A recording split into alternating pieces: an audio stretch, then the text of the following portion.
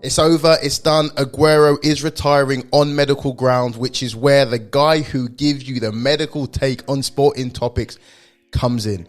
Devastating news from the guy that gave us the greatest moment in Premier League history without doubt. You know the old Balotelli. Aguero!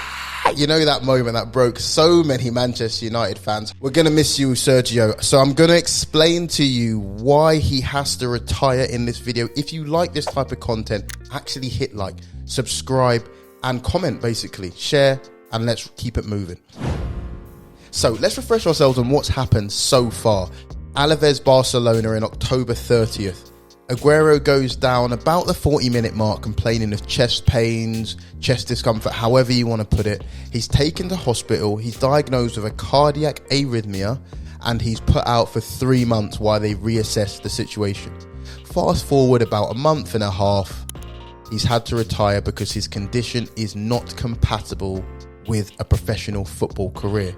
So what's actually wrong with him? As we've said, he's got a cardiac arrhythmia. A cardiac arrhythmia is basically an irregular heartbeat. This is medically significant because your heart is a pump. It pumps blood around the body in a coordinated manner in order to oxygenate your whole body, your brain, your lungs, your muscles. If that pump is not pumping in a coordinated manner, is not pumping regularly, that affects the ability to oxygenate the body effectively, which puts you at risk of medical complications and makes it a lot more difficult to perform high intensity activities, basically.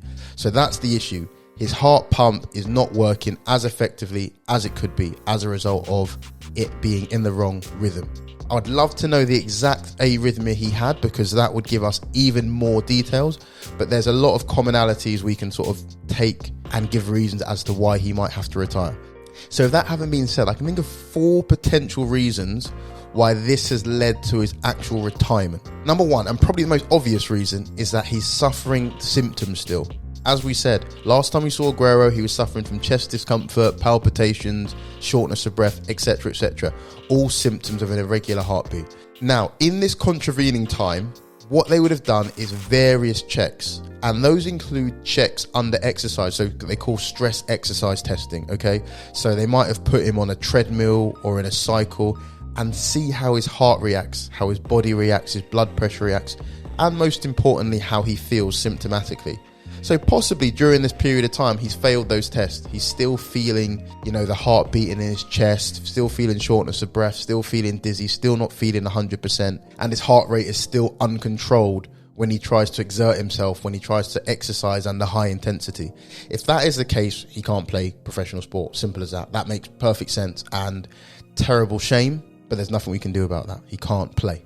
Number 2, is that it seems to me that this situation is irreversible or persistent. Now, that might sound obvious, but people who have irregular heartbeats or cardiac arrhythmias, for a lot of people, that can be fleeting, particularly young people. They can have like a one-off episode and then that settles and they don't have it again or don't have it again for years on end. In the case of Aguero, as I said, it's been a month and a half. They're probably checking his heart regularly, seeing how it responds, and possibly it hasn't settled down on its own. In addition to this, the medications they've tried to give him to change the rhythm or control the rhythm, and the procedures they may consider trying are not appropriate for him. In certain cases, electrophysiologists can actually go into the heart and affect the electrical activity of the heart so as to turn the rhythm into a regular rhythm again.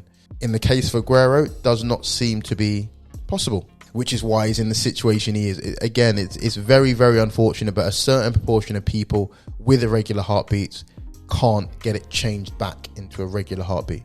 Now, the third bit, which I think some of you guys won't be aware of, is that with certain cardiac arrhythmias, with certain irregular heartbeats, patients have to be on blood thinning medications. This is because if you have an irregular heartbeat, your chances of having a blood clot go way up. So a blood clot can affect the circulation in your brain, in your lung, in your legs, and can be devastating, potentially fatal. So as a result of that, we give some of these patients blood thinners, which thins their blood. That means they are at increased risk of bleeding. So if you do contact sports while you're on blood thinners, that can be potentially dangerous. So say Aguero was on blood thinners and had a head-to-head collision. He's at a big risk of bleeding into his brain. Say he got elbowed in the ribs or elbowed in the stomach. he's at a big risk of bleeding into his chest or bleeding into his abdomen. All very, very possible, very, very high risk stuff that can happen in competitive contact sports. And that risk might not be acceptable. It might not be advised by his physician, or it might not be something he wants to take the risk on, might not be something the club wants to take the risk on. And you have to bear that in mind. There have been players that have played with blood thinners, that is for sure. Phil Jones is an example. He played a few years ago because he had a blood clot. But these are all very individualised decisions, and we don't know what dose that Aguero would have to be on and for what reason, etc., etc. So we have to take it in an individualised manner.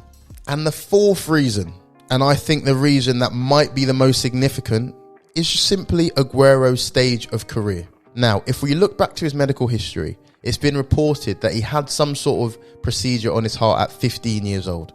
In 2017, he suffered a collapse episode while playing for Argentina. And then obviously he's had this last month. He might be thinking, listen, I'm in my 30s. I've achieved everything I want to achieve pretty much. I've had all the big contracts I need. I don't need to do this financially for my family anymore. So at this point in my career, the risks now outweigh the benefits. So who knows? There might be a way that he could play. You know, he could sign medical waivers and say, okay, I want to play with blood thinners, and knowing that this is the risk for me, this, that, and the other.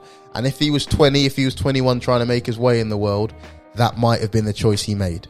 Whereas now, I don't know what you guys think, but for me, the risks now start to outweigh the benefits. You know, especially when you see in the news, oh, this player's collapsed, that player's collapsed, Eriksen's gone down, etc., etc. He's probably thinking, you know, if you take everything as a whole, it's just his time. Now, that's just my thoughts on the matter. I'm very interested to see what your thoughts are and interested to see how this story develops. Hope you enjoyed this video. I will see you on the next one. Peace.